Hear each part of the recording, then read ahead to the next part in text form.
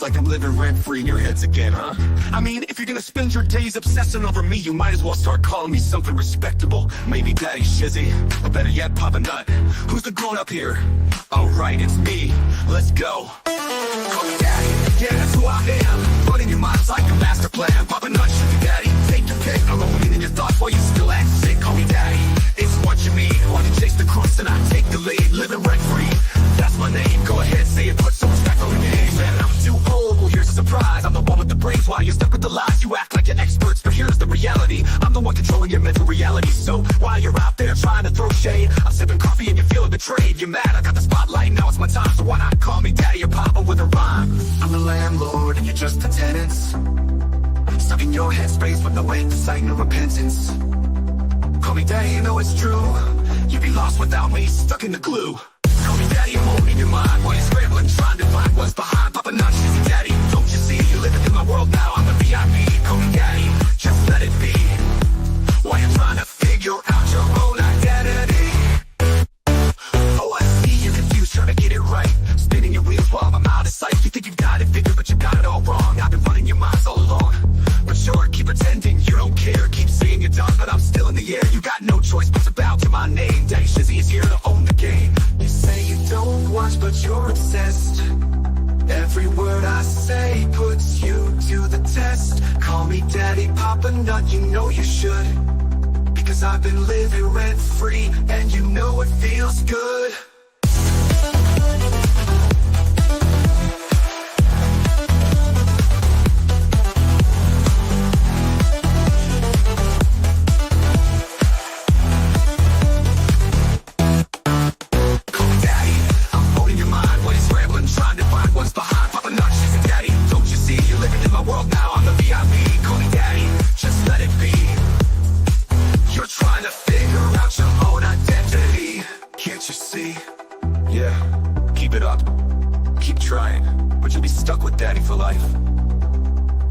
Shizzy Daddy, all in your headspace, and there's no escape.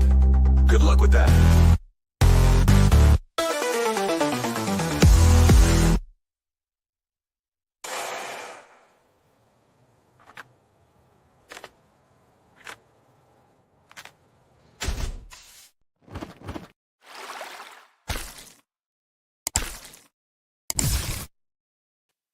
Good evening, everybody.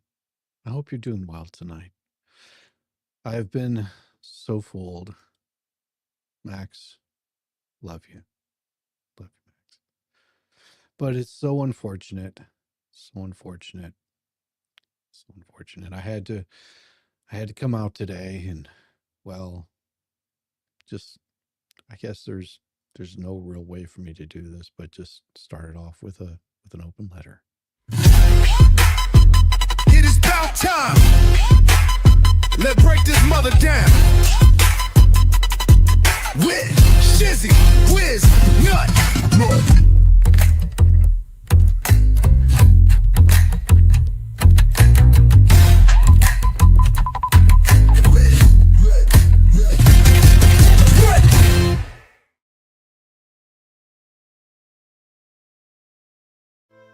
Start this with an open letter to the anti-what the Hales. I was blind, ignorant, and gullible. Forgive me. Dear anti-what the Hales media ecosystem, trademark, forgive me, for I have sinned. I see who Jeremy Hales really is. He's not the guy who gave away trailers and helped towns rebuild or taught people how to hustle and save their homes. No, according to your gospel, he's something far more sinister. A manipulative cult leader who tricked 730,000 subscribers into thinking he was genuine while secretly orchestrating a plot to trick me. Because he's evil, obviously. Why would a man do with such a successful media brand do all that? He's evil. Because all those charity drives and giveaways, smoke and mirrors, the real Jeremy. He's the child-hating, money-obsessed, content-hungry puppet master you say he is.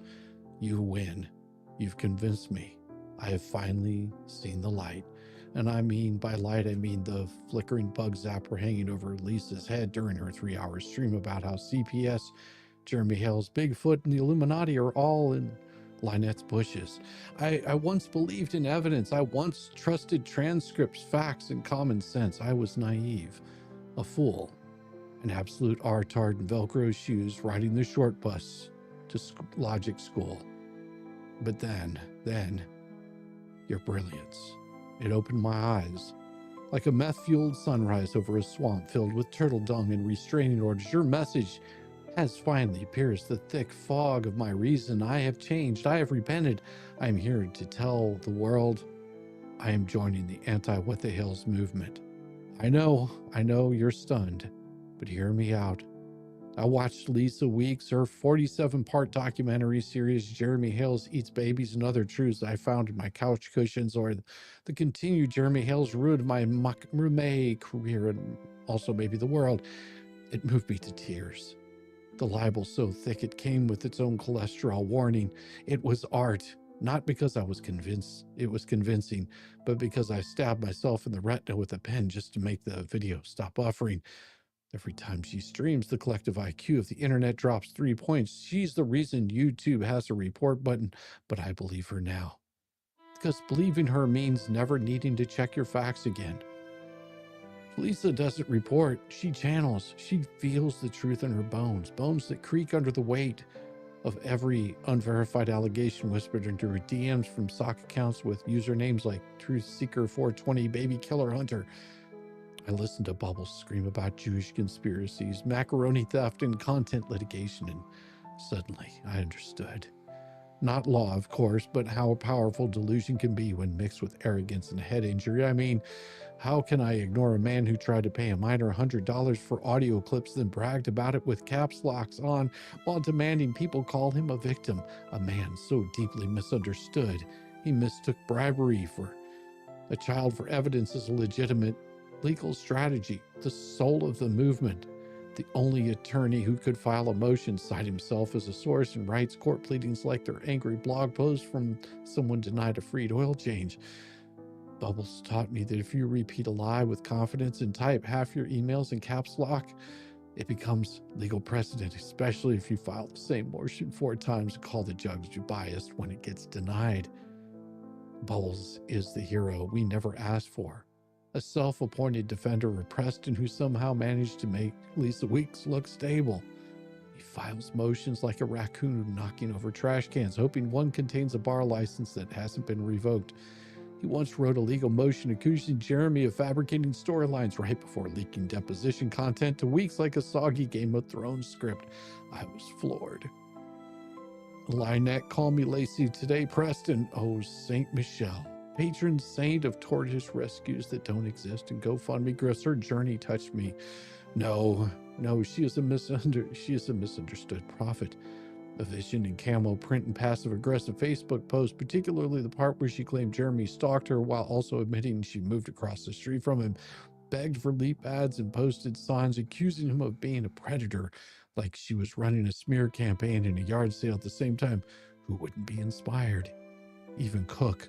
Glorious, gun-waving Cook, who treats property lines like suggestions and treats like foreplay, threats like foreplay, had me convinced. That's a man who knows how to defame with style. He can't spell, he can't testify without incriminating himself, but damn it, he can trespass and post lies on Facebook like a seasoned professional. I have now learned that's not defamation. That's just Otter Creek courtroom flair. To think Jeremy Hales might have been telling the truth, that perhaps a man who built a platform on dumpster diving and life lessons wasn't actually the grand puppet master of a multi-state child trafficking ring organized through leap pads and yard signs. It was all too much.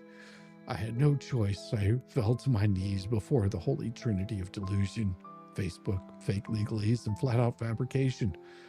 Thank God I had guides, enlightened ones, truth tellers, warriors of justice who use Gmail and Substack instead of, say, subpoenas or therapy.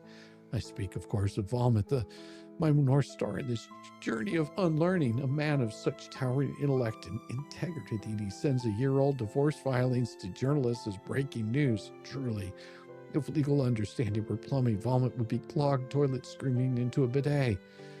He caught me that court records only matter if you misread them, and only after checking with Lynette Preston. your most reliable source if you're trying to identify the opposite of what's true. This is a man who can't keep a friend or a job or coherent thought longer than it takes to hit send on another unsolicited email. His journalistic career didn't die. It fled the scene, left a suicide note, and joined the witness protection program just to avoid being associated with him. Volmit taught me the true meaning of obsession. It's just not enough to hate Jeremy Hales. You have to wake up thinking about him, bathe in screenshots of his live streams, and write 6,000-word Substack screeds because Megan Fox won't return your DMs anymore. I've since studied the sacred texts of how to weaponize Substacks when no one will publish you. It was a journalist until facts got in the way, and of course, Megan Fox stopped returning my messages, so now I attack her professionally. His emails touched me, mostly because I went without gloves. Volmit is more than a man. He's of movement. Bowel movement mostly, but still. Then there's Paint Chip. Ah, yes, the sovereign slayer of syntax, the beady-eyed jackwagon barrister of bullshit, a man whose legal expertise was forged not in Harvard, but in the fires of men's rights Facebook groups and bath salt withdrawals. Paint Chip once looked into a mirror and said, yes, I can represent people. The state bar is just being mean. And who are we to question a man who files manifestos dressed as motions? These two prophets led me to the truth. That all legal processes are lies unless they benefit Preston, that Jeremy Hales is simultaneously a millionaire media mogul and a homeless grifter, child stalker, a mastermind of digital brainwashing, and somehow too dumb to know copyright law. I'm in. I believe. I'm reborn. I now understand that facts are a matter of vibe, that editing video clips out of context is a constitutional right, that libel is just free speech with flair, that platforms like Millstown Best are not the digital equivalent of yelling into a ham sandwich. No, they are the new Washington Post. If you squint hard enough, the fleas become 60 Minutes. And then what timing? Right as the bandwagon is picking up speed. There's a fresh wave of internet saviors hopping on like it's a clown car driven by Keezy with no brakes and a beer in each hand. You all inspire me.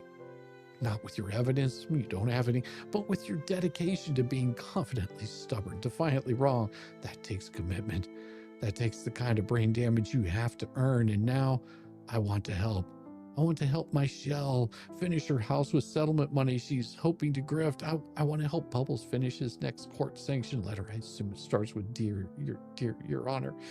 I want to help Felicia upload yet another dead air stream from her haunted iron lung. I want to help sell Temu rocks and charge shipping while I don't send them out. Yes, I'm in. I'm one of you now. I have already started writing on your fake What the Hell's Facebook page under my new username, Ray Bone Crusher Fan 69.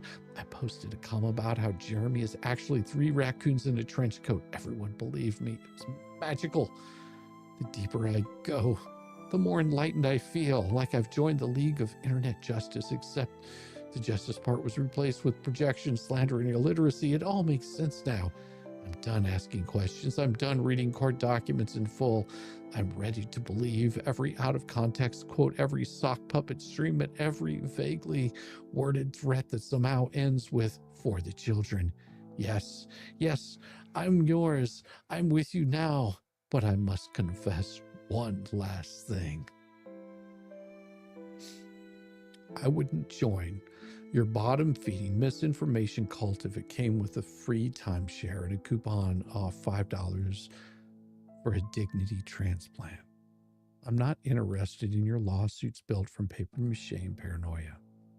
I don't want to sip tea with people who think libel is a lifestyle, and I sure as hell don't want to be on the side of people who spell concern like concern, while accusing others of being PDFs without a single shred of proof. Your movement is built on rage, resentment, receipts that lead nowhere. You scream about stalking while posting about Jeremy 19 hours a day. You shout about child safety while exploiting your own sympathy clicks. You scream victim while holding the Sharpie that wrote the signs. You're not activists. You're not warriors. You are the content. And every time you go live or email a journalist or send out another unhinged Substack screed written like Mad Lib's indictment, all you do is prove the point. So thank you. Thank you for reminding me why I do what I do, why I keep exposing your lies, your contradictions, and your laughable attempts at legal warfare. Because in the end, I didn't switch sides. I just came over to turn your mic off. Yours eternal, mockering, Shizzy Wiznut, Grand Marshal of the Short Bus Parade, still wearing Velcro, still not buying your crap, and most definitely your daddy. It is about time. Let's break this mother down.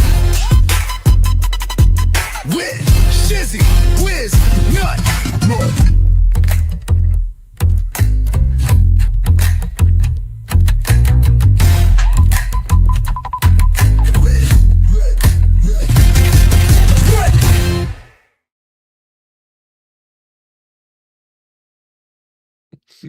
I hope you guys are having a good one today. Yes.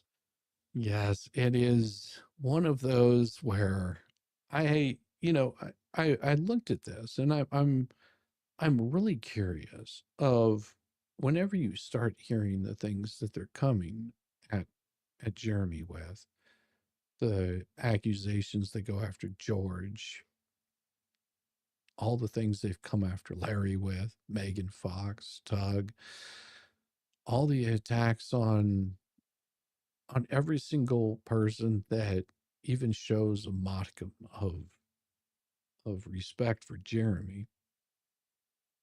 Why whenever you start hearing the things they're talking about, the words that come out of their mouth, the the fabrication, the lies, the additional garbage, do they really think that they're bringing people into their cause? Um, and I had to think about that, and I was like, it's better to look at this.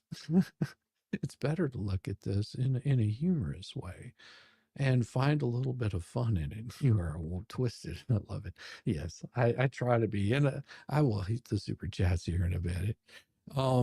No, it's not about taking a side on this. You don't have to agree with, every single part of Jeremy or every single part of any of these groups of people. But if you step back and you look at it from the outside and see, what exactly is in the court, when you look at what has been filed in the court. Now, I'm not talking about taking little snippets out of it and trying to produce something out of nothing, as we saw over the weekend, where it became one of these things where they wanted to bring up court proceedings on Jeremy, a motion. That's it. There's 10 years of documents. I guarantee you there's 10 years of documents on everything that happened in that court case. And if you look through it all, you would see that there's quite a bit more to that story. Of course, from what I understand, those documents are sealed. I don't have any desire to look at them. And so whenever dumbass decided to send me this document and ask for a response, well, he got my response. If you don't believe me, go and look at what my response was on Friday. It's it's hyperbole. It's garbage, because you're taking one little piece out of context and trying to paint a whole picture that way. Here's a really wonderful idea. Stop taking those kinds of things out of context. Give the whole picture. What was the ruling on the motion?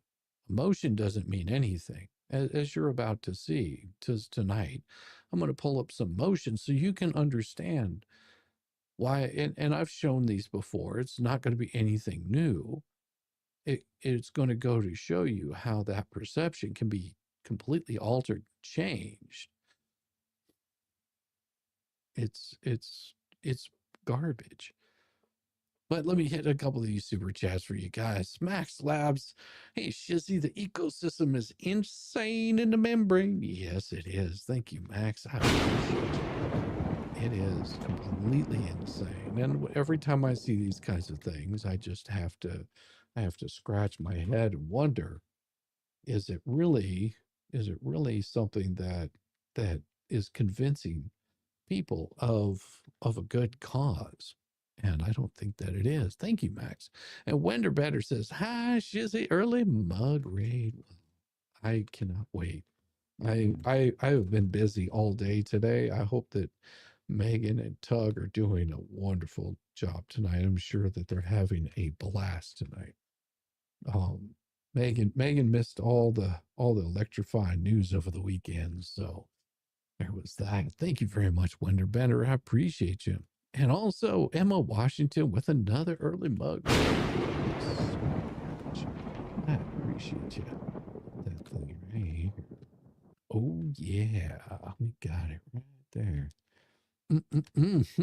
And Taz has been a member for 10 months. She says hi and loves and hugs and all kinds of stuff. Well, thank you for being a member. Welcome to the shit show. Yeah. Every single day. Yes, it is.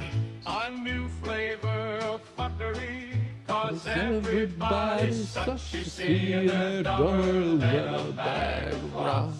Monday, bullshit. Tuesday, bullshit. Wednesday, and then 4 more days of increasingly stupid predicament, ignorant, boulder, dash, poppycock, bollocks, and fuckery. Yeah, it all over again. Yes. Thank you so much, Taz. I appreciate you. Oh yes, it is very, can barely hear you. Volume is at max. Okay, let me turn up my microphone a little bit here. It could be on my end. If my volume is really low, then that would be me. It does happen. I'm trying to think if I've done anything lately. Nope. I know what the problem is. Give me a second. Now the volume is going to increase just a little bit, and I want to bring some of this down right here just to get a nice even flow on it. There, that should be just a little better. I hope you. Welcome, Mary. Good to see you there. Hi, East Texas Cowboy. Wonderful, wonderful. Good to see all of you fine folks. Peeps are asking for you to bump up your volume a touch. Thank you. Is all back to lurking. I thought it might be. It's good to see you. I was hoping that it would be better, but Tug Raid, awesome. Welcome, Tug Raiders. Fox Raid, welcome, Fox Raiders. Or as they say, the Fug Raid. No, I guess it would be the Mug Raiders. You know. Sorry, that's so bad. I was going to say Fug. No, that can't be right. Can't be Fug Raiders. Well, and here's the thing. You know, I'm going to show you a bunch of things out of context, so you can see how perception can be greatly perceived. And then I'll show you some of the context of some of it, so that way you can understand some of it. Or the Tum Raiders. Ooh, I guess that would be pretty good. Megan and Tug Raid, welcome. Welcome, Tug Raiders. No improvement, sweetie, not my stream. I'm using headphones and a volume booster.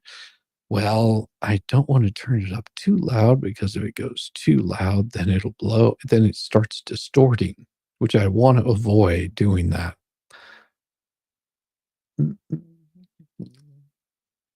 Let me see what it sounds like to me. Yeah, you're right. It is a little low. Let's see if we can bring that up just a bit. There we go. All right, that should be a little better. You had me worried for a minute. Member for 4 months, Rhett Gardner, never. Welcome to the shit show.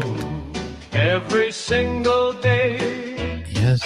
A new flavor of fuckery. Right. Cause everybody's such, you see, and they're dumber than a bag of clots. Monday, bullshit. Tuesday, bullshit. Wednesday, and then 4 more days of increasingly stupid predicament, ignorant, balderdash, poppycock politics, and fuckery. Yeah, we're going all over again. So much, Tara Gardner. Appreciate you. So what we have, I'm finding it's law. I don't know. My son plays this before he goes to work at every Waffle House. That's awesome. Fox Raid, Mug Raiders. Welcome, welcome, welcome. Welcome, welcome, welcome. If you want to see the most epic, just watch the very beginning. Just watch the very beginning.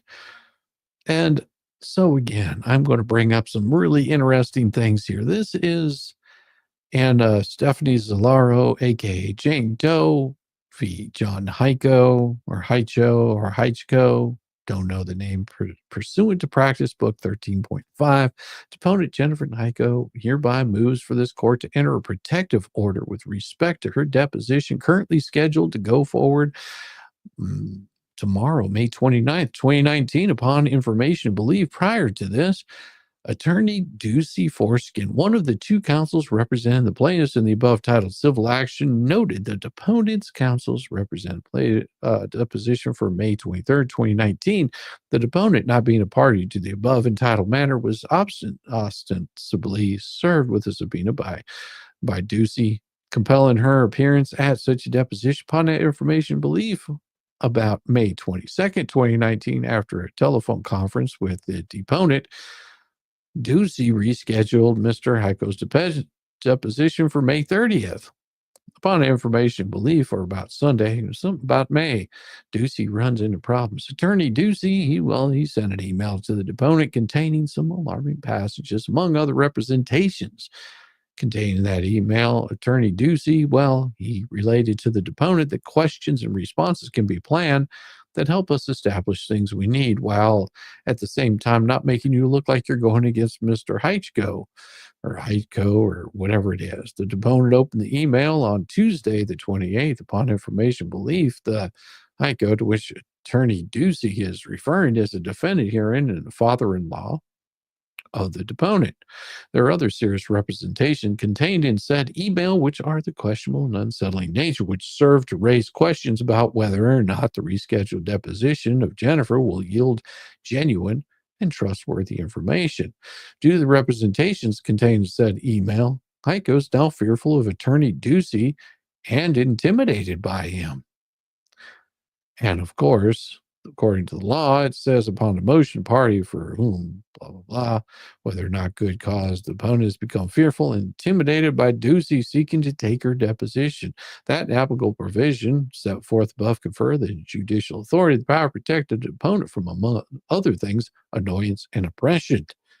The review of the email sent to the deponent would lead a reasonable person to conclude that the opponent has become the object of annoyance as well as oppression. So they want to seek to set these appointments only to protect the deponent, but to ensure reliable and trustworthy depositions taken of the deponent, wherefore the defendant respectfully requests the court enter a protective order.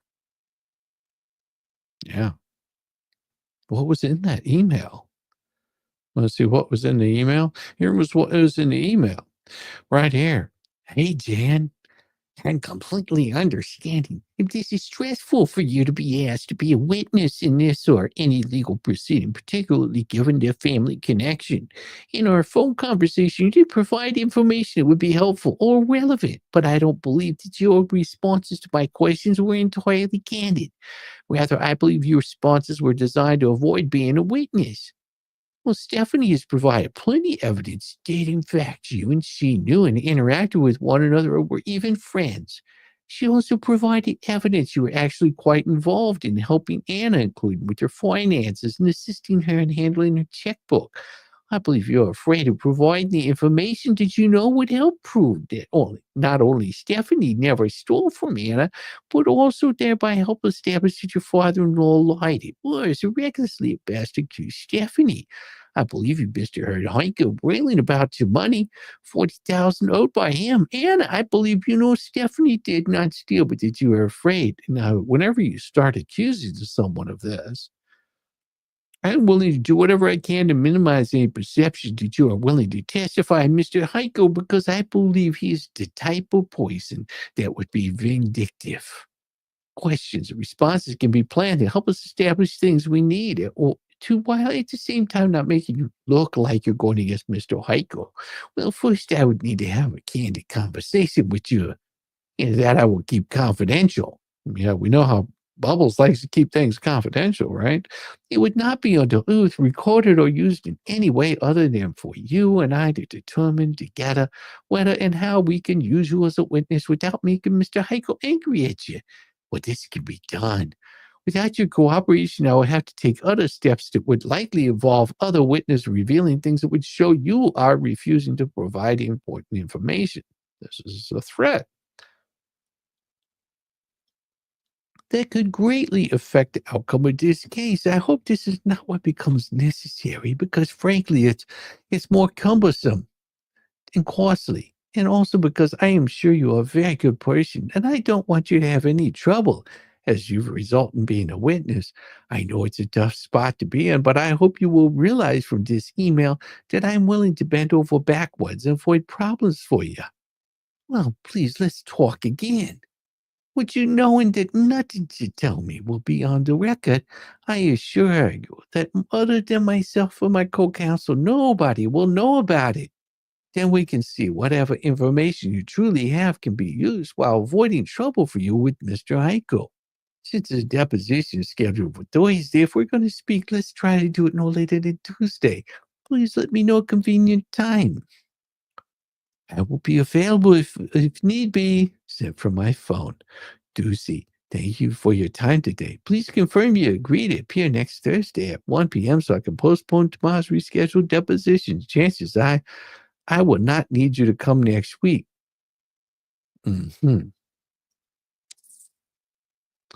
Yeah. I needed this today. I'm taking my mind off about your pop being buried today. That's why I haven't been here in the past 3 weeks. He was in the hospital. I'm sorry to hear that. And Janice, it is always a sad loss, losing a loved one. And I hope you can move through this and all the grace that you've traveled so far. Thank you for being here, and I appreciate your support, Janice. And I hope that I can make you laugh a little bit, and we can have a little bit of fun today. Thank you so much, Janice. Appreciate you so much. And I'll give you a special one. Welcome to the shit show. Every single day, a new flavor of fuckery. 'Cause everybody's such, you see, and they're dumber than a bag of clots. Monday, bullshit. Tuesday, bullshit. Wednesday, and then 4 more days of increasingly stupid, ridiculous, ignorant, boulder, dash, poppycock, bollocks, and fuckery. Yeah, we'll do it all over again.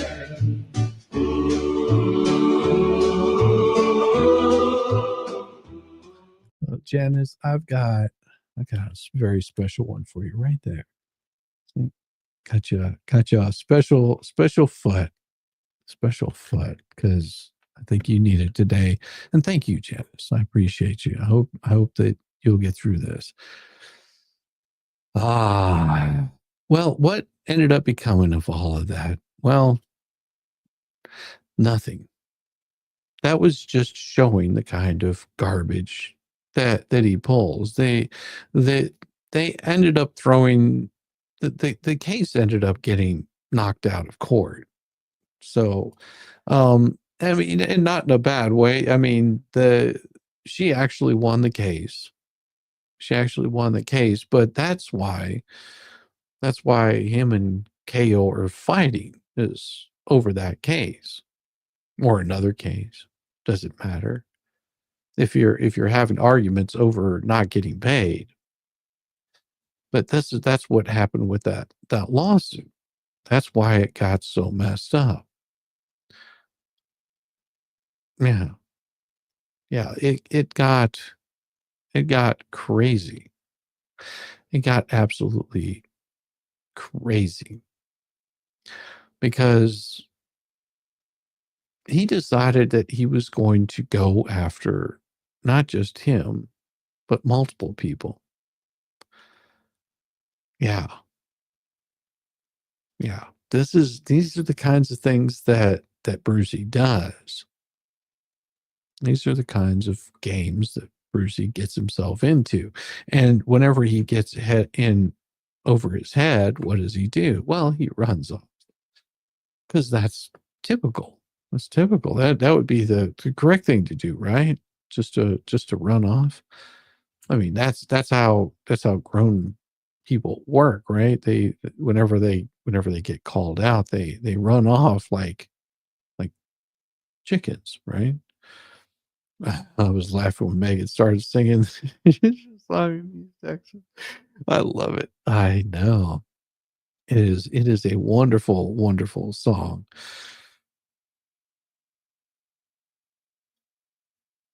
But let me pull this thing up. And he's not the only one that's like this. I mean, so don't get me wrong. There's other people that are doing the same kind of garbage. Uh, but these are the kinds of behaviors that have kept people from following what they're doing. I mean, I guess I can just show this one because this one is pretty interesting also. And it's this one right here. Motion to quash subpoena and or protective order in connection with a pending disciplinary matter before the statewide grievance committee. Plaintiffs further request this court enter a protective order if deemed appropriate. In support of this motion, plaintiffs represent the following. Defendant is an attorney licensed to practice in the state of Connecticut. Defendant is currently subject to proceedings before the statewide grievance committee in the matter of Cordelia Jones v. Bruce Matskin. Another case. Underlying complaint was filed Ms. Jones on about May 28th. Subsequently, on September 29, 2020, the Windham Judicial District Grievance Panel determined that probable cause of misconduct existed. Plaintiff Gregory Benoit assisted the Windham Judicial Grievance Panel as grievance counsel pursuant to this. Following the finding of probable cause, the matter was referred to the Office of Chief Disciplinary Counsel for further proceedings. The Office of the Disciplinary Counsel was represented by Douglas Butler, who at the time held the position. And so they're just laying out the facts here. Bruce was the respondent, which your testimony is required upon information belief that these people. Now they want to throw in what the legal standards are. The argument the court should quash the subpoena directed the plaintiffs to enter a protective order in this matter because compelling to testify will violate the doctrine of quasi-judicial immunity, the attorney-client, attorney-work privilege product, and mandate of general statutes. Yeah. No, what do you mean? Why do you think that Bruce could keep his clapper shut? No. No, because we have this one right here. So this is another one. This is in 2024. Imagine this. 5/8/2024. Little over a year ago. This came in. This was a stipulation of dismissal with prejudice. But where did this one come from? Okay.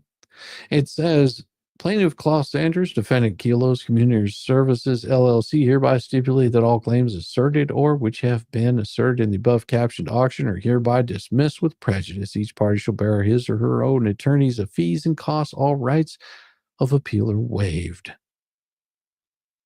And what it says here is basically they gave service on May 8th of 2024. What was this involving?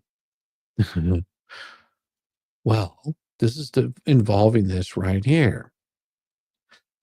The I'm going to say it wrong. It's Kilois Community Services LLC respectfully submits this reply memorandum in support of its motion for summary judgment. Notice that all of the, and this was filed on 9/19 of 2023.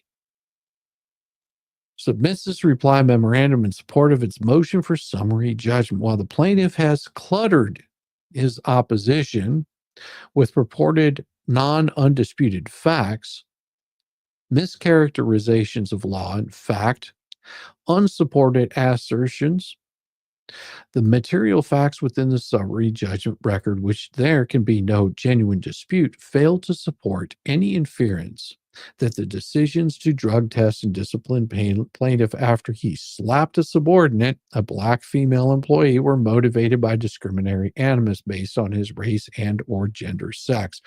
Consequently, summary judgment in Keolis' favor is warranted. Plaintiff's opposition does not comply with local rule 56.1, but rather contains arguments, opinions, mischaracterizations, and immaterial facts not supported by the evidence within the summary judgment record.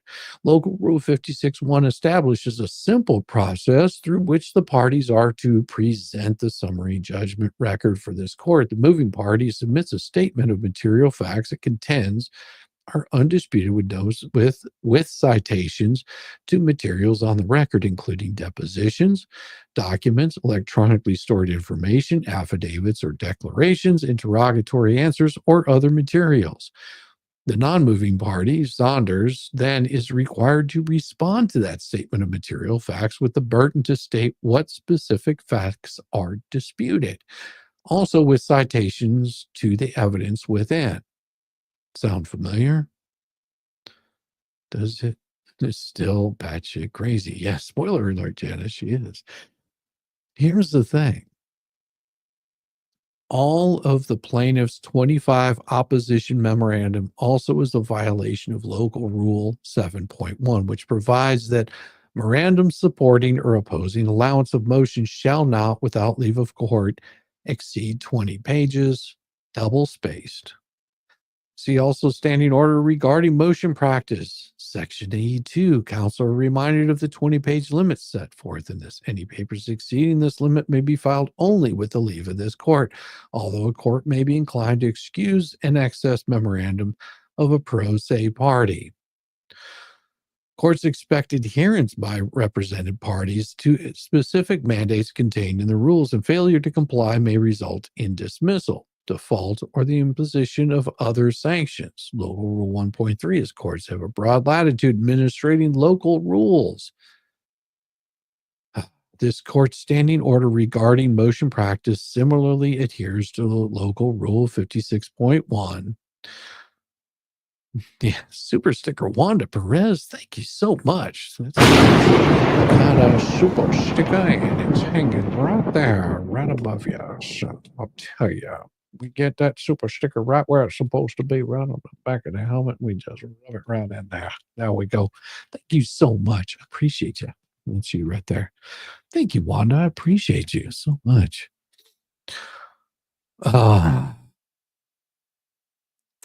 It is the purpose of this exercise to determine if there are any disputes of material fact. Therefore, it is non-compliant and inappropriate, as well as completely unhelpful for Saunders to purport to respond to Keylos's motion statement of fact by relying only on his own arguments, conclusions, and personal characterizations of the evidence or evidence not included within the summary judgment record within an opposition memorandum. Saunders cannot respond to any of the number of factual statements with a narrative of unsupported conclusatory statements about the case in general. This includes legally unsupported and inadmissible arguments about the nature of the affidavit testimony of their management representatives who made the decisions to subject him to a drug test after his reported assault of another employee and the discipline protocol under the applicable collective bargaining agreement, respectively. Such an approach generates a lot of dust. Here, Saunders filed an opposition memorandum that purports to respond to 37 non-undisputed facts and offer non-sequential lists of disputed facts with narratives, a vast majority of which are nothing more than Saunders' arguments about the case. Moreover, some contain no citation to any evidence. Sound familiar? Or instead reference alleged materials not even included within the summary judgment record. Some of his paragraphs of alleged disputed facts merely contain purported objections based on Saunders' unsupported legal theories that the affidavit testimony of Keolis's decision makers are inadmissible or can be disbelieved by the jury, but fail to cite to the record to show what disputed issue exists. Sound familiar? See, this is the kind of filing that you will see quite a bit of. Had Bruce stayed on this case, these are the kind of filings you would have seen more of. This would have become a much bigger thing, because throughout all of the filing, here's an example. On page 8 of the opposition, Saunders appears to reference defendant the Commuter Services LLC's response to objections to plaintiff's first set of documents requests, which are not before the court or preferred by plaintiff as part of the summary judgment record, and blatantly mischaracterizes to this court the nature of the specific document requests and Keolis's response. Saunders did not serve interrogatories. For clarity and transparency, however, Keolis states that it produced potentially responsive documents to request number 2, and despite its objections, did not withhold from production any document potentially responsive to this document request. Saunders makes similar unsubstantiated claims about the responses to the document request. Moreover, Saunders, without any factual support or evidence, again, claims Keolis has objected to MCAD requests.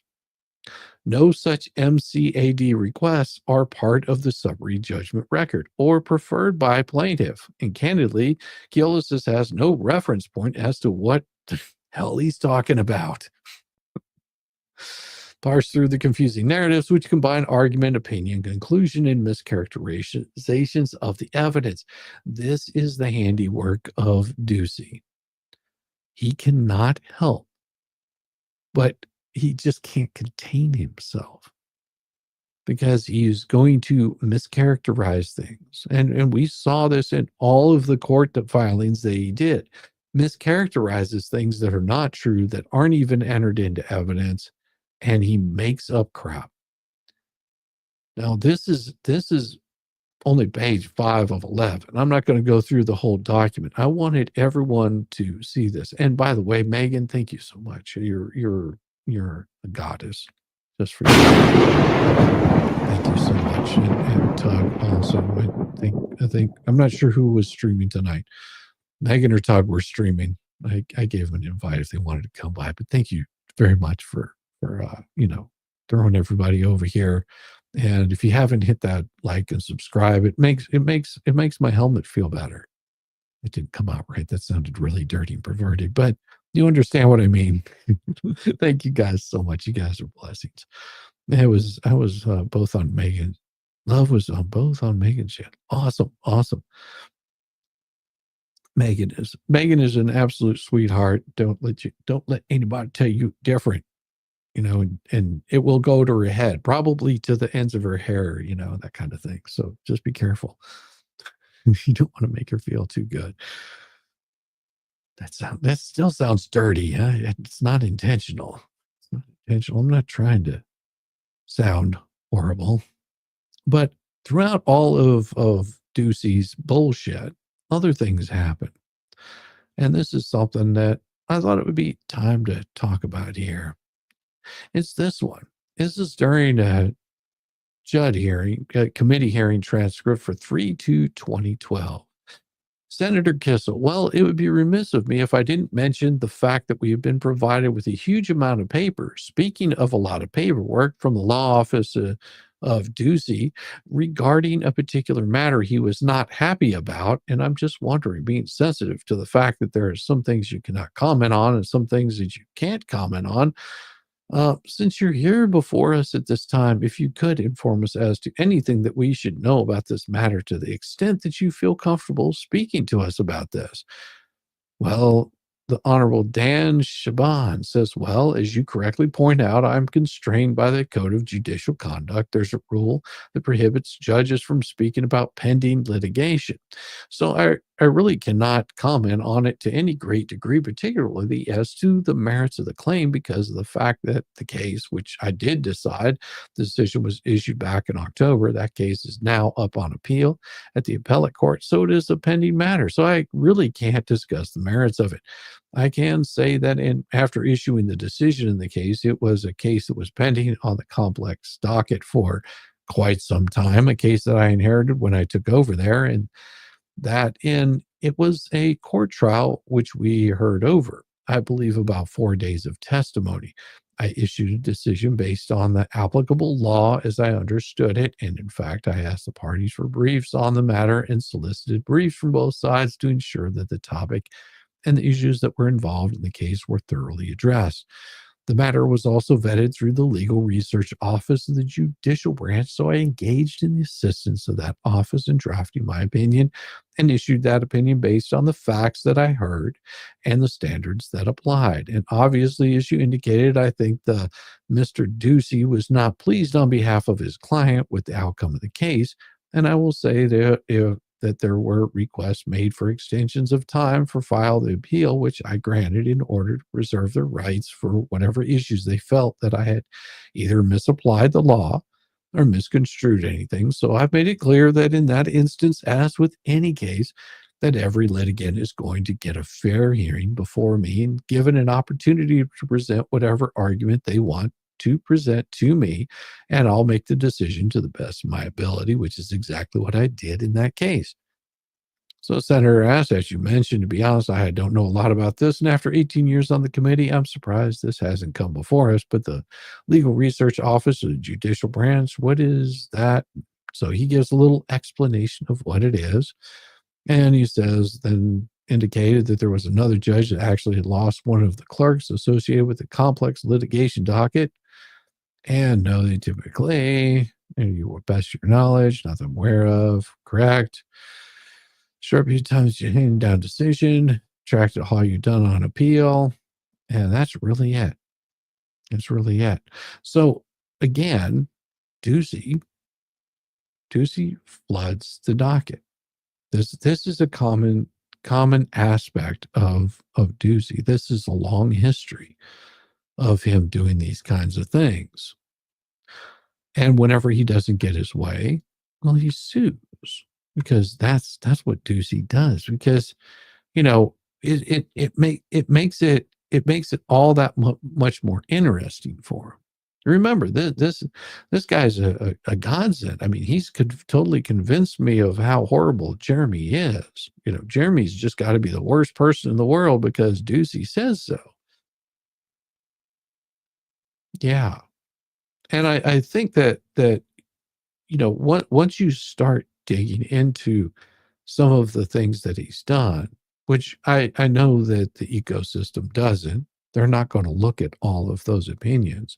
And if they do look at them, they're gonna be asking me, hey, why did you do this? And why did this happen? Oh, it's the government. They're out to get you. It's the government's trying to get you.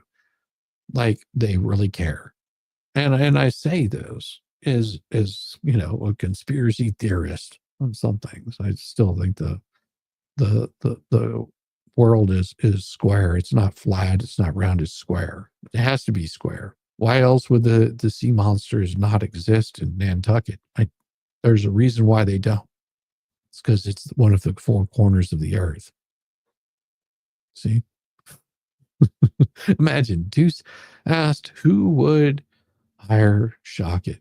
Who would hire Shockett? Who would hire Shockett? I guess a lot of people would hire Shockett to do their legal work.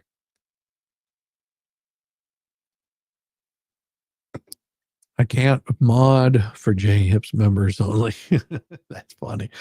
Imagine Deuce. Yeah, that's it's one of those things where we've got this issue that I think Bruce doesn't understand in any realm of where we're at, and all of this ecosystem crap. See, Deucey seems to think that I'm a puppet of Jeremy. Ooh, wouldn't that be glorious? I mean, at least I could make some money then. Good Lord, these guys. Well, their argument, and I've heard the argument because other people have told me what this argument is. Well, he pays you in likes and subscriptions. Is that true? So if that was the case, then every single one of you here are bots. You've got to totally be bots. Like, you don't exist. You're just here. That's what it is. I have all of you fine people that are in chat, and you're hitting the thumbs up, and you're waving, and you're chatting with each other. You're all just bots. You don't really exist, because that's how I'm being paid is in subscribers and watch hours and views and all that stuff. Isn't that interesting? Isn't it strange? I mean, you would think that Jeremy would do a much better job at this. I gotta go have a good night. You have a good night also. Wafting out his ears. He might be smiling. Aw, thank you, Buck Naked. Here's the bat. Here, there, a bat, everywhere, a bot. Yes. We follow Shizzy because he won't.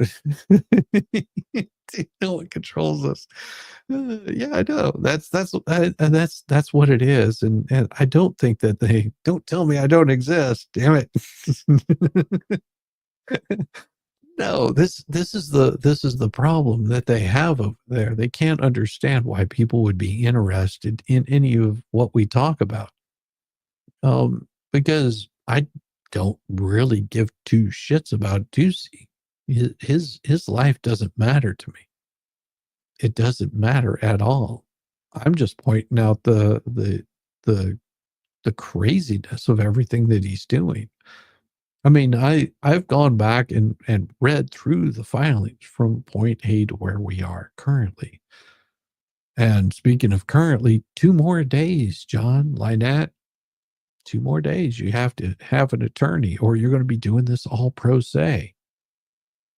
And then it's going to get crazy. You think it's crazy right now? It's about to get really crazy.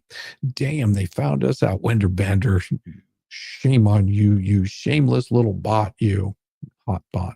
I love having the hot bots in here. Just as awesome as all get out. Thank you so much. All of you guys out. So dedicated to your craft of attacking poor innocent John Cook. Can't defend his own poor little self. Now it is one of those things. We come to the bot side. We have nuts, bolts, and oil. Yes, I do too. I actually still have nuts, bolts, and oil still in my vehicle. Will we be offered 2 feet stickers up and 2 feet down on the helmet? Oh, that's pretty cool. That one will be a very special sticker. I'm telling you, if you're going to get 2 feet up and 2 feet down, I might do that on all of them. Maybe I'll get their toes to curl too. Thank you so much. I appreciate you. Let me get you right there on the top side. But and what they want to say is, and I've heard the argument before, and this is usually comes from people that their content sucks really bad, or they don't they don't have anything worthwhile saying. What happens is they'll reach a certain point, and they can't seem to move past that point. It's a tired conversation. And so what they'll do is they'll interject more people in there. They'll attack more people. They'll bring in extra people to make their case of how horrible these people are. And they'll see their numbers increase slightly, but then they'll drop off again. So they'll constantly look for an issue to cause, a problem to create, a fight to have, a new grift.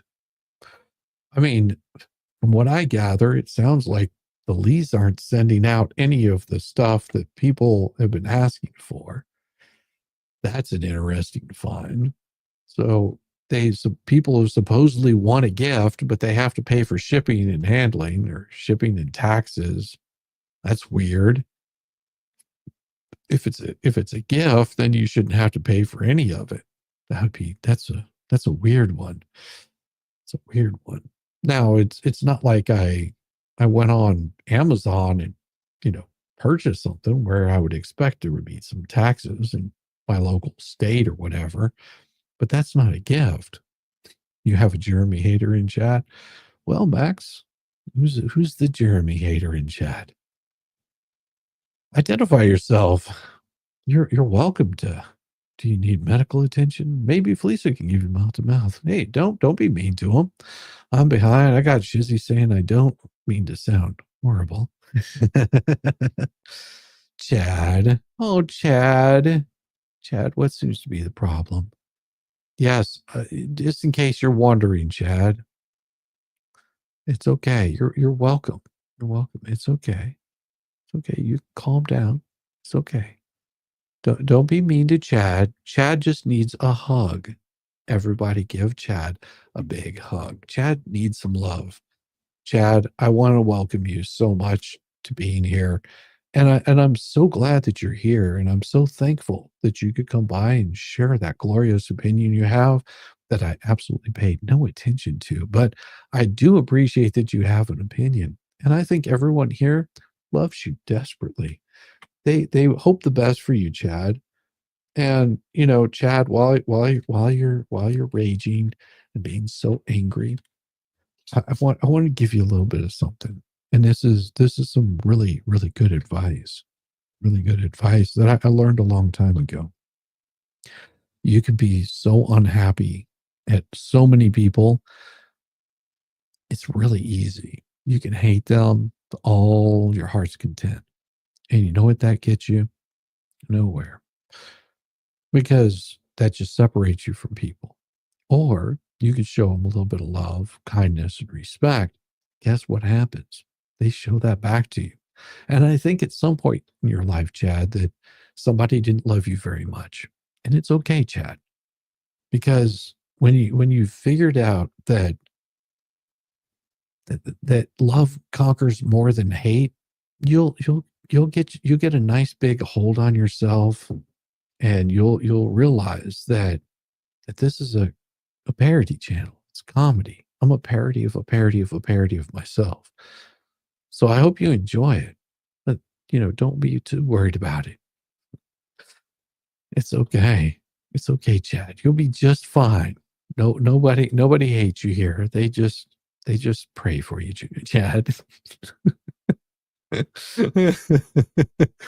Oh, I love it. I love it. Thank you so much, Colin McVeigh. I appreciate you. I watch you because you easily cut through the BS and provide a dose of reality. Thank you.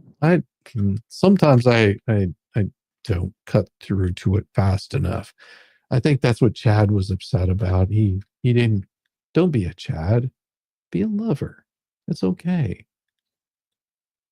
It's okay. Nobody hates you, Chad. If you don't like Jeremy, that's fine. You're welcome to not like Jeremy. Nobody's going to be too bad at you. But you just remember this, Chad, as In the Clouds 4 reminds you. Welcome to the shit show. Oh, yes. Every single day. Not tomorrow.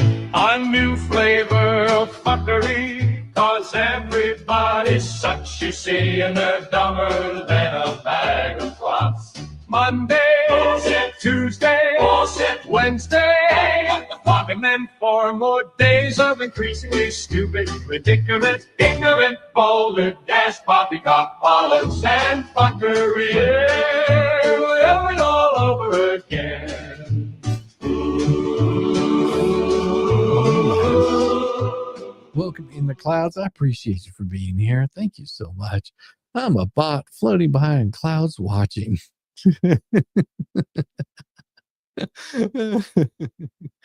think Chad's mad because he can't get. Well, it's okay. I mean, somebody will sleep with Chad. It's okay, Chad. I mean, maybe it's not really Chad. Maybe it's Da. He just spelled it backwards. Hugs for Chad. He must be having a bad year. It's okay. Oh, stop, Janice. Be nice. He doesn't have to share any brain cells with anybody. Well, speaking of Chad found Rosie Palm and her 5 sisters. We have unclean hands to all counts. Well, Maskin did not perform as agreed. Any breach by the defendant as a result of, and you see when this was filed, right, Chad? Chad, do you see when this was filed? This is 4/21/2025. Any breach by the defendant is as a result of the plaintiff's own breach.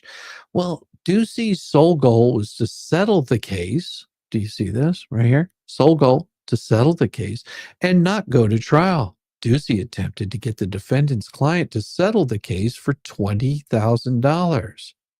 And when the case did not settle, Ducey gave up on the case. Chad, isn't that exciting? These are the kind of people that you're supporting.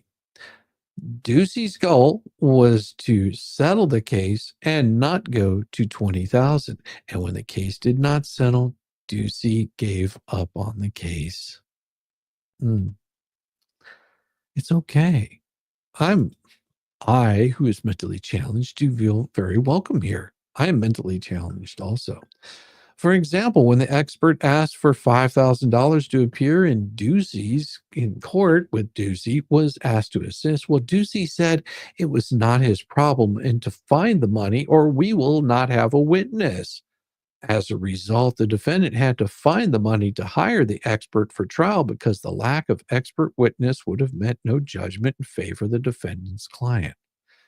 Who's been out there looking at a certain what is it, handwriting expert?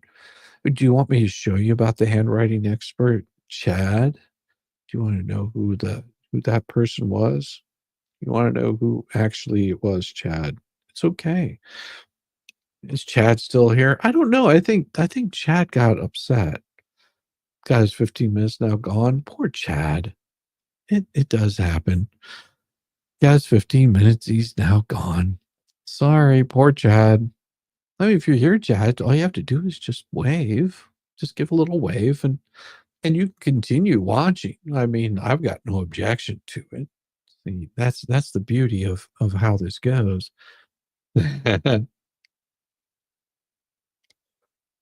Chad ran off. It's okay. He didn't get the response he wanted.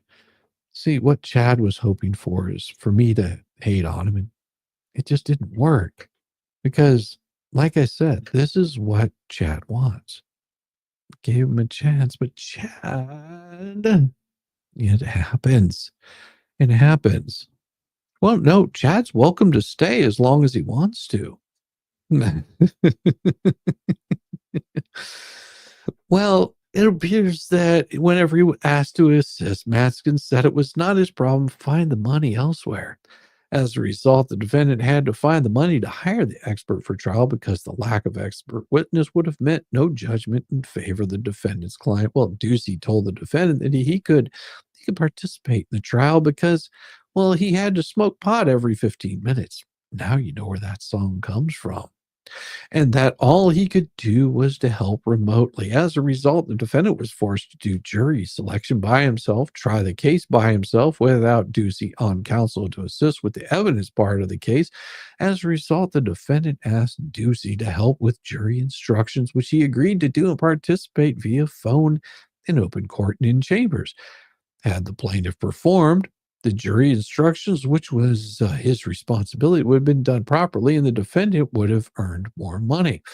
Because the plaintiff did not perform his tasks of jury instruction, the defendant lost the amount of money that the plaintiff is claiming was lost had there been an award of punitive damages.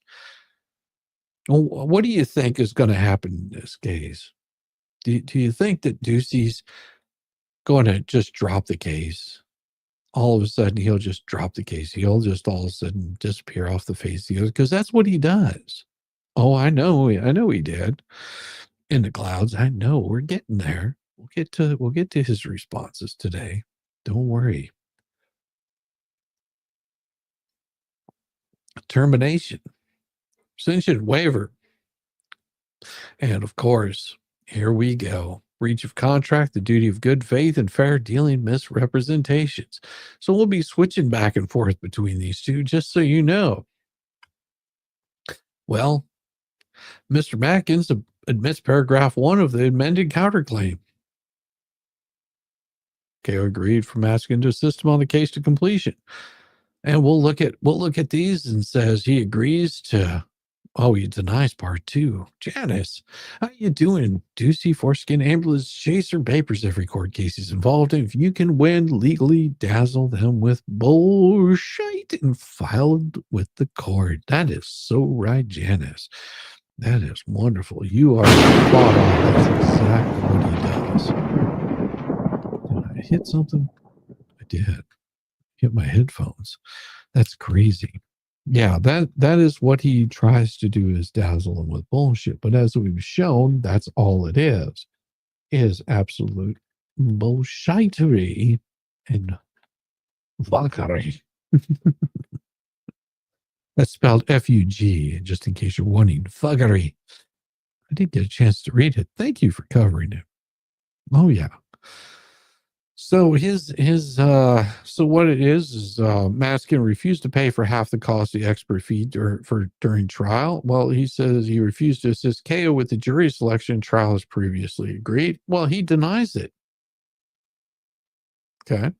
And then, of course, he denies the next one, which was saying that as a result, Maskin's refusal to pay for half the expert fee. Okay, I had to borrow money to pay for the expert before trial. Well, refused to pay for half the cost of the fee. And then as a result, Maskin refusal to pay. KO had to borrow money to pay the expert for trial. And he says, well, I lack sufficient knowledge or information to determine the truth of the allegations in 4 of the amended counterclaim. And then he denies paragraph 5. Denies 6, 7, 8, 9, 10, all the way, yeah. So all the way down to 10, he denies. So let's see what those were. Maskin only paid part of it. Had there been no verdict, it's clear that Maskin did not want to incur half the expenses to bring the case. Denies that. As a result, Maskin's refusal to assist with jury selection. KO asked Maskin to at least help with jury selection.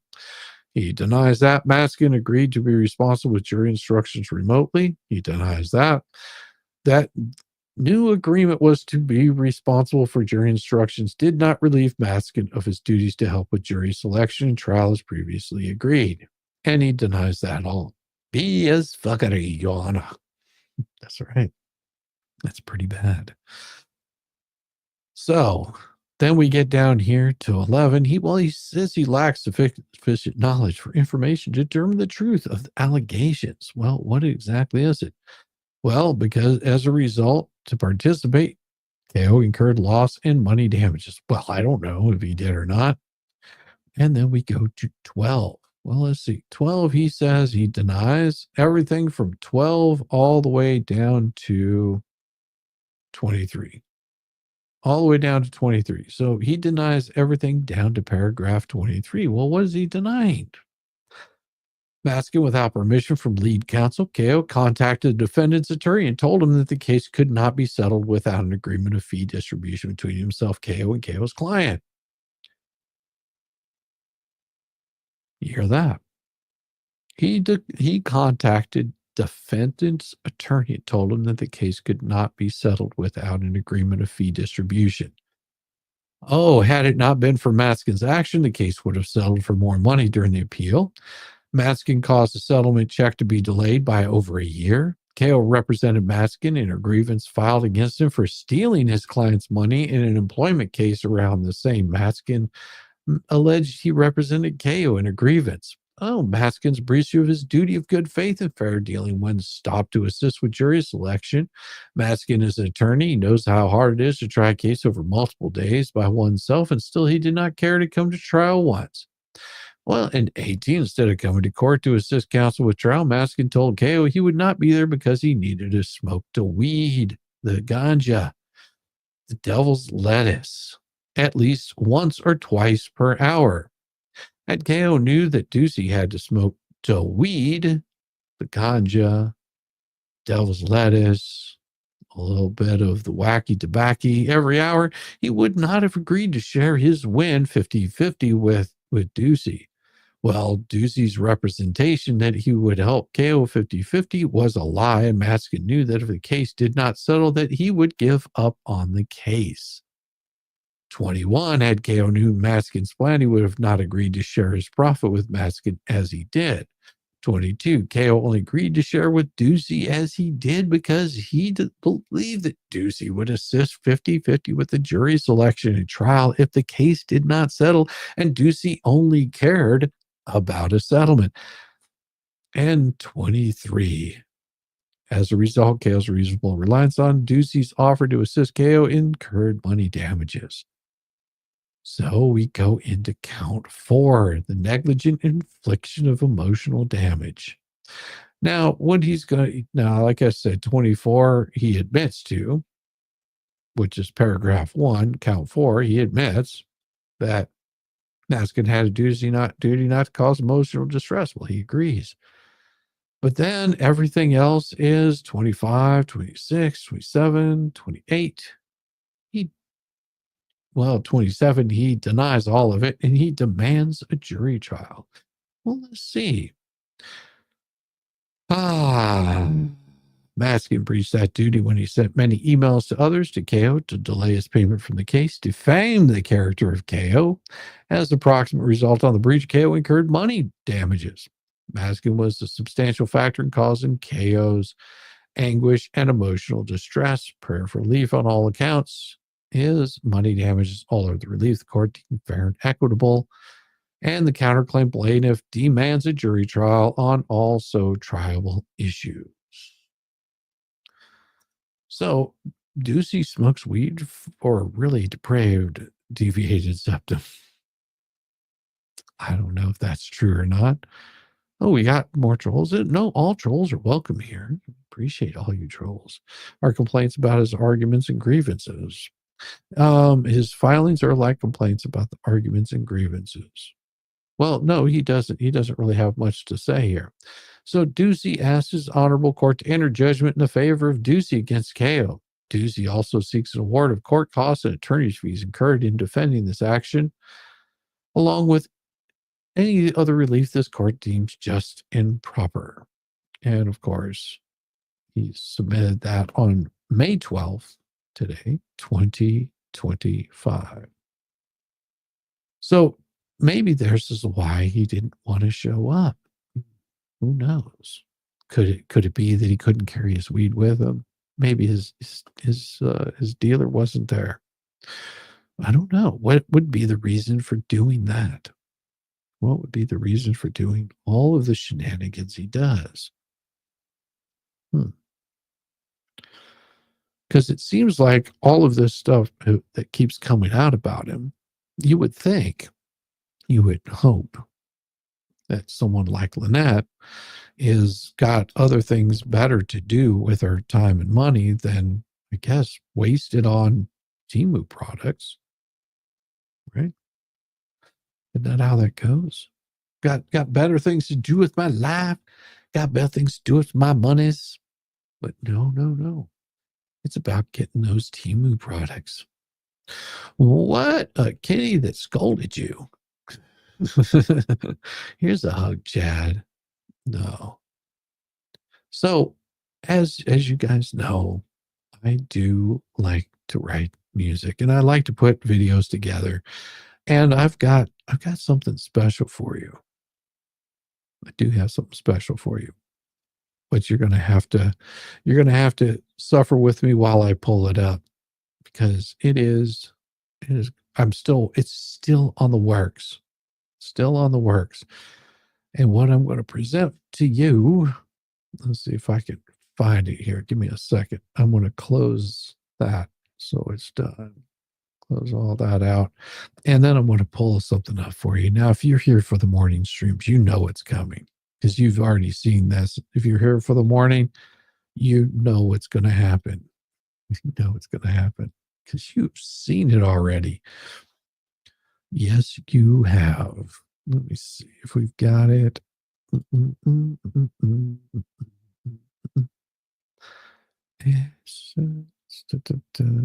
Where is it? There it is.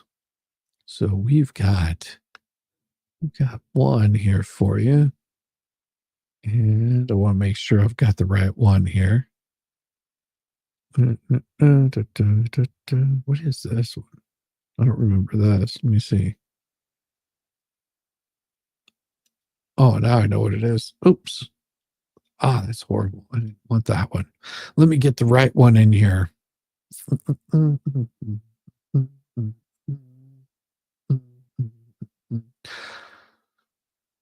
So I'm going to show you guys a wonderful, wonderful video. Okay. So, and then you're going to hear the rest of the song, because this is only part of the song. And I want you guys to enjoy it. So if you are ready, I know you're going to like it. I want to share the screen with you. And then the second one you hear will be just the song by itself. And I've updated the song. So let me go ahead and share this with you. Entire screen. Yeah, that's what we want. I hope you guys enjoy this. So here we go. On a crack desert freeway, my tag's long expired. Window full of paper signs, a brain that's miswired. Up ahead in the rear view, I saw a cop hit the lights. My jaw clenched hard and my hands got sweaty. Time to film my rights. There he stood with a clipboard, a badge and no smile. I yelled, am I being detained? He said, buddy, just wait a while. I rolled down the window, said I don't consent. He said, cool, step out of the car. There went my rent. Welcome to the hotel, sovereign citizen. Such a weird face, no legal base. Living the dream at the hotel, sovereign citizen. Where the laws are fake and the arguments break. Her mind was Facebook fractured. She drove a rusted RV. Yelled, I'm a living woman under common law. You can't touch me. How they shout in the lobby, wearing flags like a vest. Some shout to feel special, some fail the sanity test. So I called up the clerk, said I need my one free phone. He said we haven't recognized monopoly money since you morons took the throne. And still those voices echo down the hall, screaming no jurisdiction as the judge sighed through it all. Welcome to the hotel, sovereign citizen. Such a loud crowd, screaming nonsense proud. Check in today at the hotel, sovereign citizen. Bring a fake ID from your printer. Crayons on their pleadings, their affidavits misspelled. She said, we're just travelers, man, we don't belong in a cell. And in the courtroom basement, they gathered with flares. They screamed at the bailiff with bloodshot eyes, then got dragged down the stairs.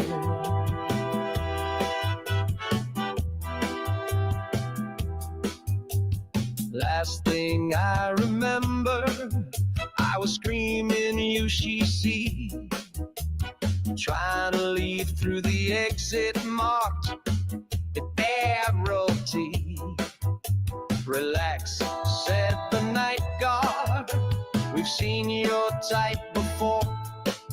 You can talk in circles all you want, but you're still facing court. Trapped inside the hotel, sovereign citizen. No rules apply till the court replies. You can plead and wear the hotel, sovereign citizen. But the judge won't blame when you're tossed in the claim.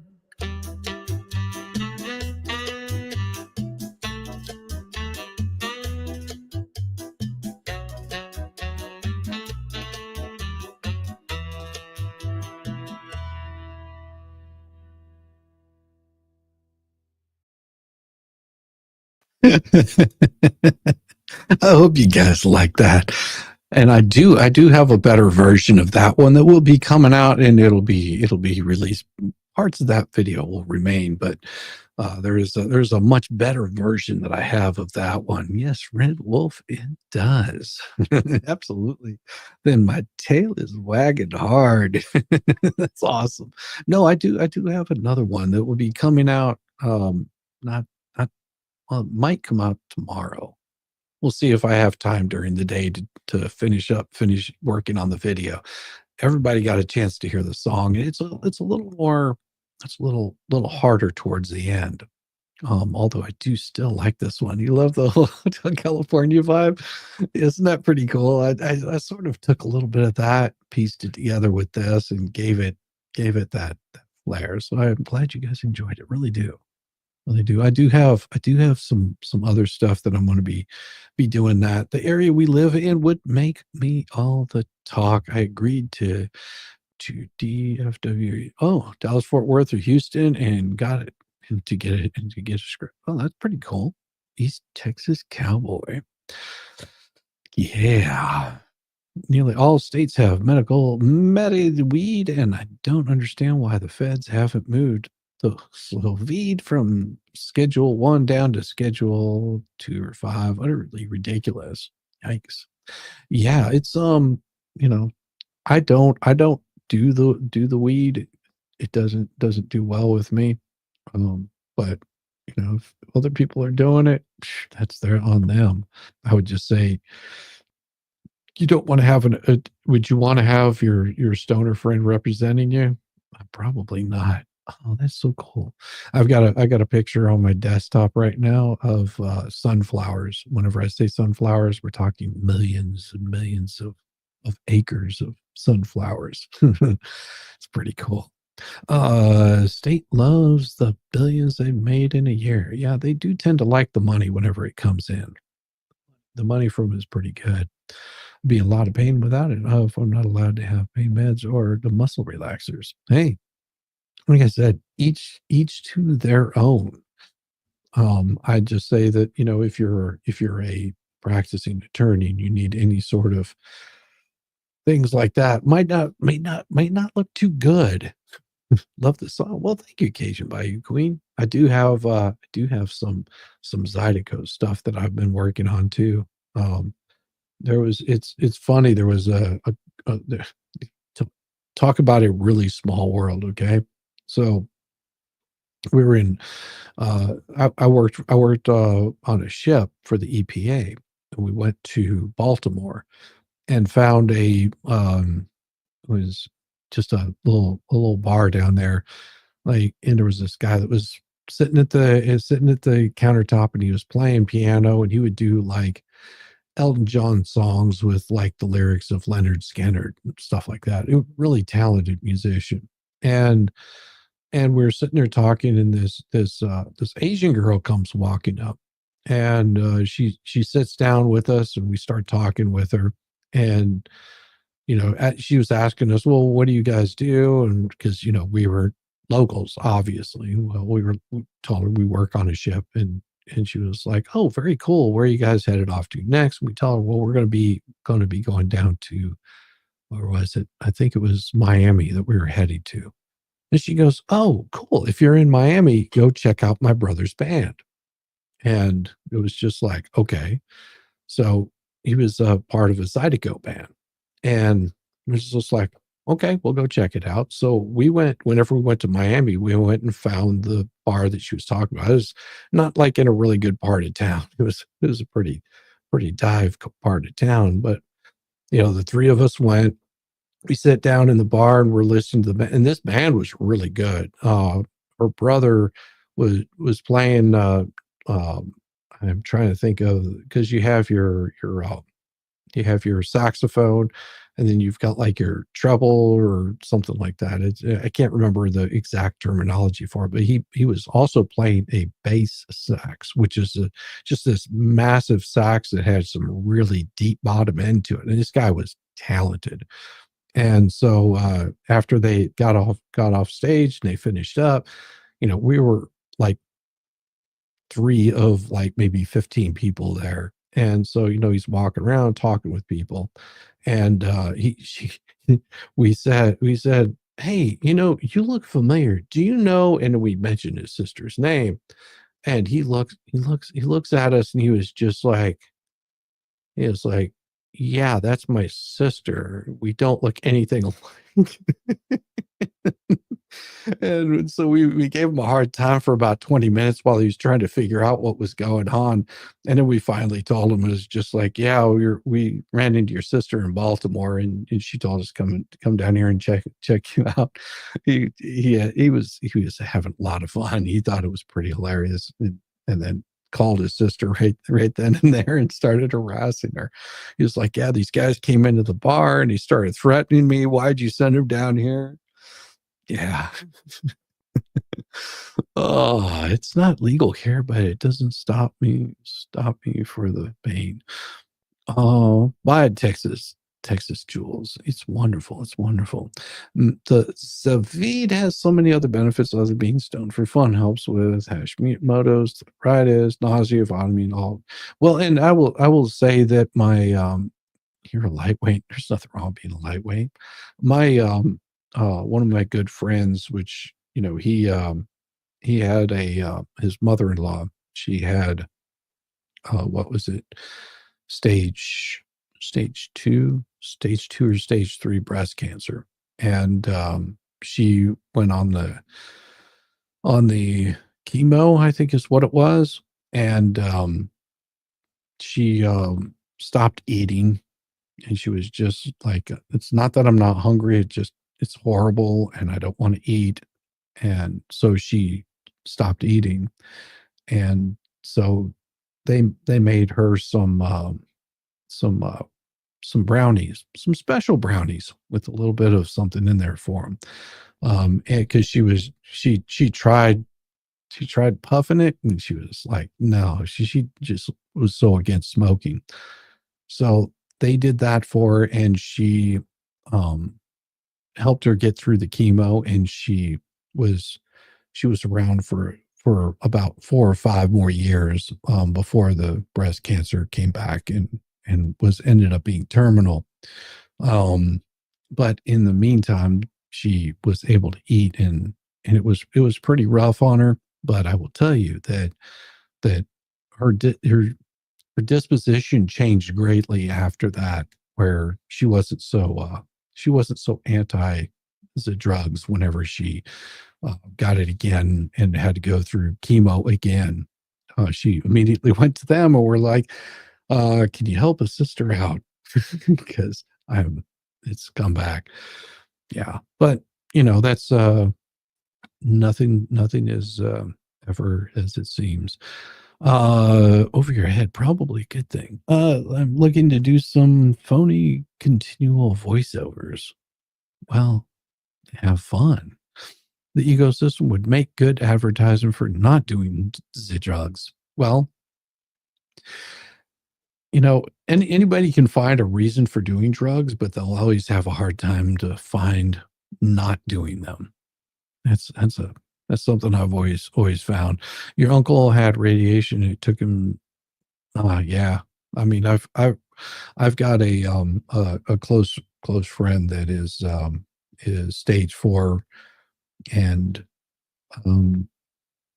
yeah, they weren't expecting him to make it through last year, and here it is May, and it's gotten much worse. So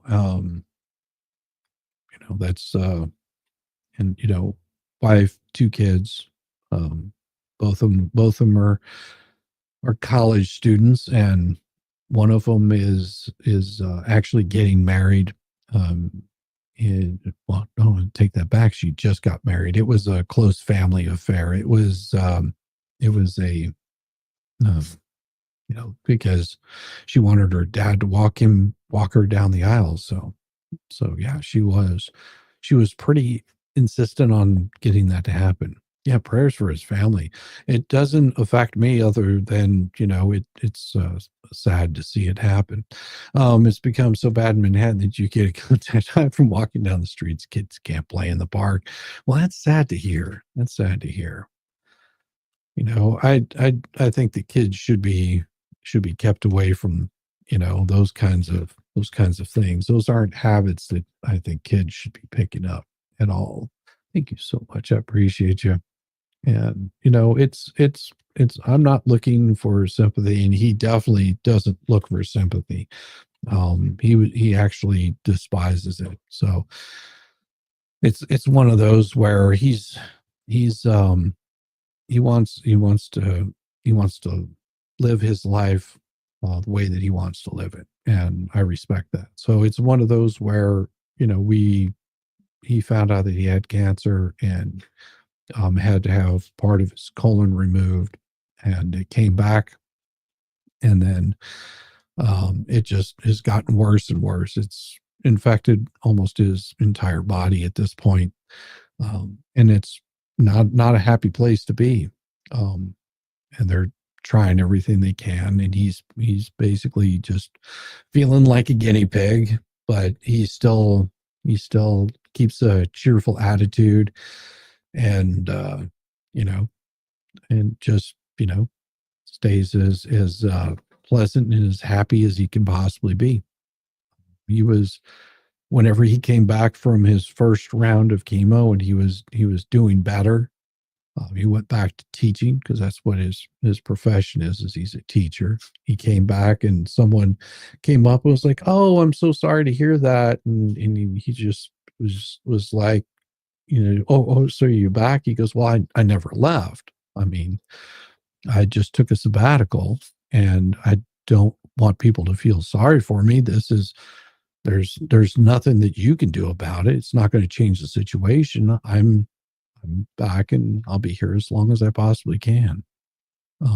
He doesn't have a bad disposition about him, a bad outlook on life, where a lot of people would want, they want that sympathy. And he just doesn't like the sympathy. He doesn't like people coming up and talking about it. He'd much rather talk about things that are enjoyable, like music, teaching, talk about the kids that he teaches, talk about the things that are going on in his life besides the cancer. He likes to talk about the beautiful things in life, like the enjoying the spring and seeing all the birds and that are out flying around. This is what gives his life some meaning. He goes, if I dwell on the bad things that are happening, all it's going to do is make me feel sad. He goes, I don't want to feel sad, so I'm enjoying every single day as it might be my last. And somebody coming up and feeling sorry for me or throwing pity on me doesn't do me any good, and it doesn't help the situation. So I would much rather look at cloud formations and be happy than think about what this is doing to my body. So that's just, yeah, it's good for him. He's an inspiration, a very, very big inspiration. Also good for glaucoma. Yeah. Got to focus on the positive. Absolutely. And that's what he's been doing ever since the first round of chemo. That's what he's been doing is focusing on his family and the good aspects and trying to leave them with good lasting memories. And yeah, does he have bad days? Yeah. I mean, that's life. Everybody has bad days, but overall he tries to keep a positive attitude, and it's inspirational to have someone like that in my life. And I think everybody else does too. They want that kind of inspiration. So that's how it is. But other than that, oh, you're welcome, Lorraine. No, it's you hear BB, you got another membership. Oh, isn't that's special for him. Oh, you're welcome, Lorraine. I hope everybody feels it good. Just feels good feelings. The medicinal properties are pretty phenomenal. Nature's Remedies, there's nothing like them. Use CBD lavender oil for hand pain, works great. And Dia's rug testing. Yeah. When I share a story that applies to the situation, but it's bad, I don't share it for sympathy, but to add to the subject. And exactly. Nothing wrong with that. My neighbor had prostate, didn't complain once. He's cancer free now, thankfully. Well, that's really good to hear. Yeah, that's really good to hear. I mean, I can look at my family history, which is pretty interesting. And my grandfather had a heart attack at a somewhat of a young age. My wife's is that right? Grandfather? Right. Yeah, grandfather. My wife's grandfather had a heart attack at a very young age. He had a widowmaker. My grandfather did not. He just had a few heart attacks, and then the last one got him. But her grandfather had a widowmaker where it was completely unexpected. That and it was he went to the doctor and was just like, yeah, I've been having this pain in my chest for a while. And the doctor's like, yeah, you should have come in here earlier. And then he was like, gave him some medication, which seemed to, chill everything out, whatever drugs they're using for that kind at that point in time. And he got up and started to walk out, and it hit, and he was done, just like that. I mean, literally walked out the door and was gone. Yeah, it hit that hard and fast. Throw in the stream, not a medical advice disclaimer. There is no medical advice here. These are shared stories from several users. If you need medical advice, go see a licensed doctor for your own protection. Absolutely. Yeah, these are just talking about stories. That's all it is. I don't have any medical, legal, or any other kind of advice. I just talk about things that I enjoy talking about. You lost your dad at 51, your mother at 56. Ooh, Colleen, that's rough. That's rough. And I know that cancer sucks. I mean, health, having any sort of health issue sucks. We all have them. Some are, the worst part about is whenever you're born, you're you start dying almost immediately. It's just a cycle.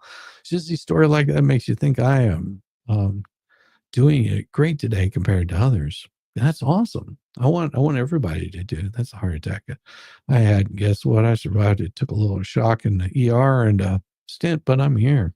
Yeah. Yeah. I mean, I had a doctor tell me that I needed to get on what is it? Cholesterol medicine. That was, geez, what is it? 10, 15, 15, 15, 20 years ago. Doctor told me you've got a high cholesterol. There you go. He said it's gonna hurt you. It'll take you out. I was like, well, I guess it's better that I go out with a smile on my face. I have not taken anything since then, but that's been my own personal choice. I know people that it does really well for. Got a few friends that are on that stuff, but for me, it's just not my ticket. I like how RFK says people that are healthy have 1,000 dreams. People that are sick, I have one dream, and that's to get healthy. Profound statement. Well, and here's I don't follow all of what's been going on with RFK. My one of my friends is child has autism. He's nonverbal autistic, where he'll just scream, wave his hands, and throw like really bad fits. And something that RFK said really, and she's like liberal, like hardcore liberal. But one of the things that he said was, there needs to be something for these kids as they get older, that that whenever the parents can no longer take care of them, who's going to take care of them? And it's a real crisis on that. Now she doesn't agree with Trump or anything like that, but that did resonate with her on what RFK was saying, is looking for something that could be helpful for her kid whenever she's not able to. And I mean, they're okay, they're doing okay, and they're doing everything they can, which they did from the very beginning, to set up a fund to help him in the event that they were to pass, that there would be something there that he would get the care that he needed, so he didn't just end up in a loony bin or something of that sort. Already in place for those types of cases. Cholesterol meds may also be linked to AI. It could be AI.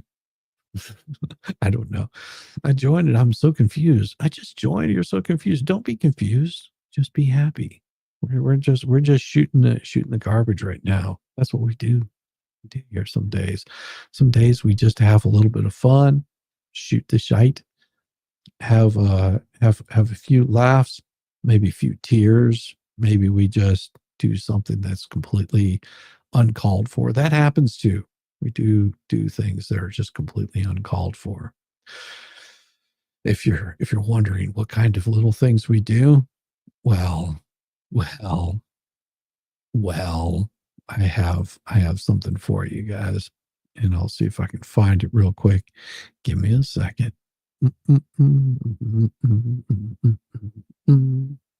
And I want to see where it is, because I've got something I've been wanting to show you guys, and I hope you find some humor in it, or at least a little bit of joy.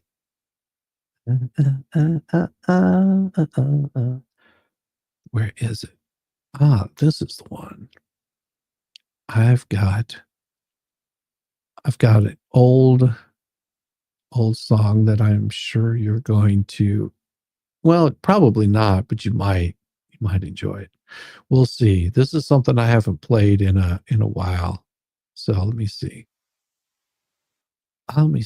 This one is one of my early ones.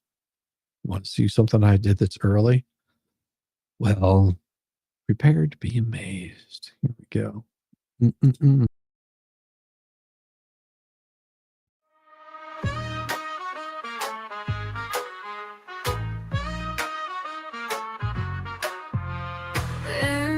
shadow, she grins. Eyes of fire, dark begins. Wrapped in mystery, demon in disguise. Exotic danger, wicked eye, wicked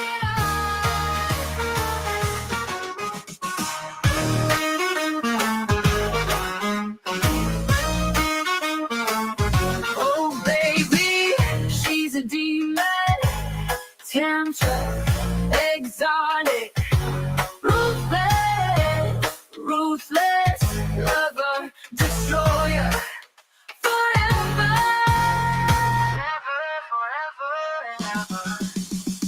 chaos whispers, deadly embrace. Every touch a storm, every kiss a chase. Violent lover in the realm she reigns. Passion burns on me and me. Wicked eye, wicked eye. Oh baby, she's a demon, tempter, exotic, ruthless, ruthless, lover, destroyer, forever. Power rises thunder, forces drag you under. This dense control, her fire consumes your soul.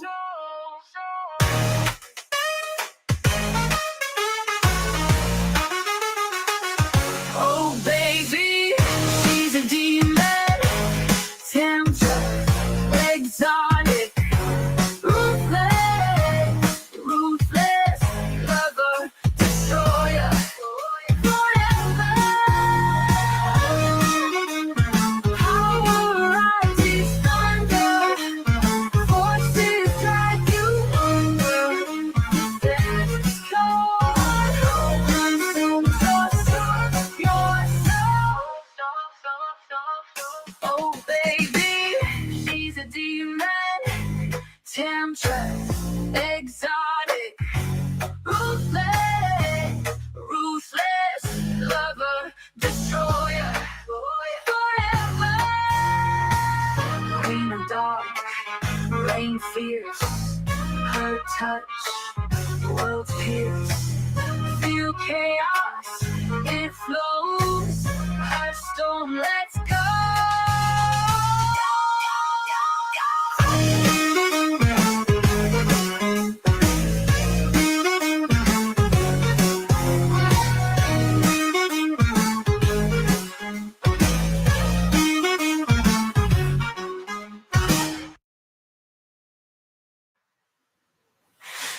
Queen of dark rain, fierce, her touch worlds pierce.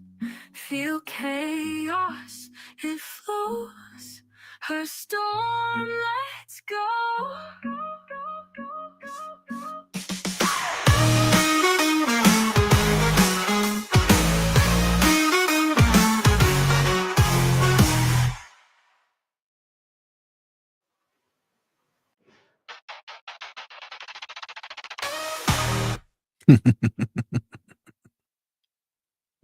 I thought you guys would like that, but we gotta play it because this is what we were talking about earlier. She has nice looking knockers. We gotta play this one because this is the one that just recently was released. And because we've been talking about it. Here we go.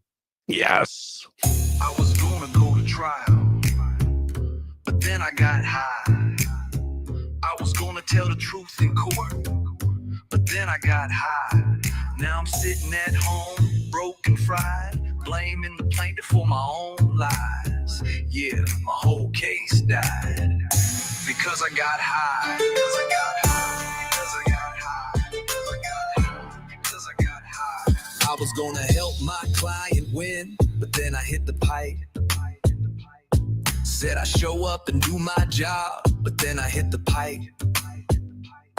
Now I'm emailing threats, paranoid and dumb, saying don't look at me, it's everybody else's bum. I'm puffing devil's lettuce till my brain feels numb. Because I got high, because I got high, because I got fried, because I'm just that guy.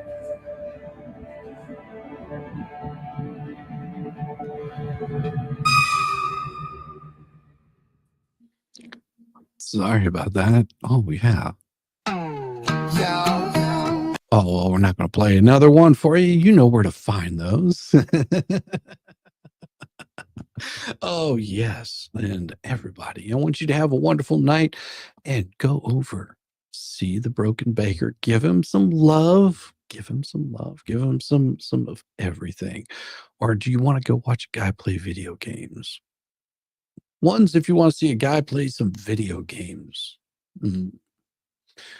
One's if you want to see that. Two's if you want to see the baker, the broken baker. It's baker at night. Here the ladies have a thing for the baker. He's very active. You want to see? Let's see what we got. 2 for the baker, 1 for the video game maestro. What shall we do? What shall we do? 1 for the video gamer. Gosh, I like it. Yes. 2 for the baker. Good night, everyone. Have a great night. Well, looks like we'll just have to send you guys where you guys go. And that's the end of it tonight. I will see you guys first thing in the morning. Have a good night. Peace, y'all.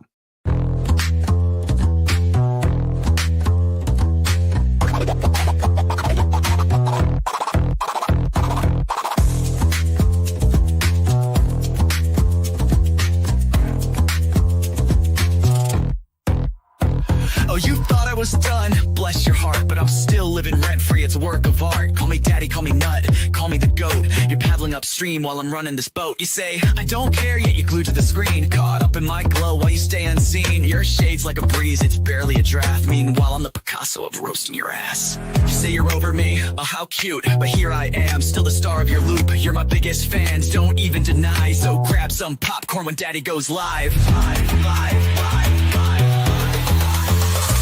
Call me daddy, yeah, shout it loud. King of your thoughts, I'm making you proud. Papa Nut, Shizzy Daddy, headline act. Your background noise, and that's just a fact. Let's face the score. You hate that you love me, but you keep wanting more. You're like a dog chasing cars, you don't know why. But here you are, barking while I touch the sky. Your comments are gold, such comedy gold. Who hurt you? Oh wait, it's me, I'm told. You're keeping tabs like an unpaid intern while I'm cashing checks. When will you learn? Your timeline's a shrine to every move I make. I say thanks, but you're a nasty skank. Oh, Shizzy's washed up. Yeah, sure, Jan, yet here I am, the centerpiece of your plan. You hate watch my stream like it's Oscar night, but guess what, kiddos? I'm still shining bright. Call me daddy, send in your bread. I'm still rent-free in your effing head. Papa Nut, Shizzy Daddy on your brain. I'm your mental landlord, you can't complain. Let's keep it real. You hate that I'm winning, but you love how it feels. Oh, I'm sorry, did I break your streak? You tried to ignore me for like half a week, but daddy's too spicy, you can't look away. I'm the train wreck you need every single day. So while you're out there with your plastic clout, I'm here sipping coffee watching you freak out. You're relevant, wow, what a take. Now go rewatch my vids while I count how much I make. I count how much I make. Call me daddy, yeah, own it now. I'm read in your brain and you don't know how. Papa Nut, Shizzy Daddy, let's set the bar. I'm the constellation, you're a burned out star. Embrace your role, cause I'm the main character. You're just an old ragged ass, burned out troll. So that's your bedtime story, kids tucked in sweet and snug. Shizzy Daddy's forever, you lose and you're stuck in the mud.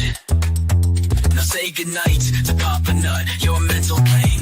Oh wait, you will see me tomorrow's agenda, will see me tomorrow. Same obsession, same effing thing.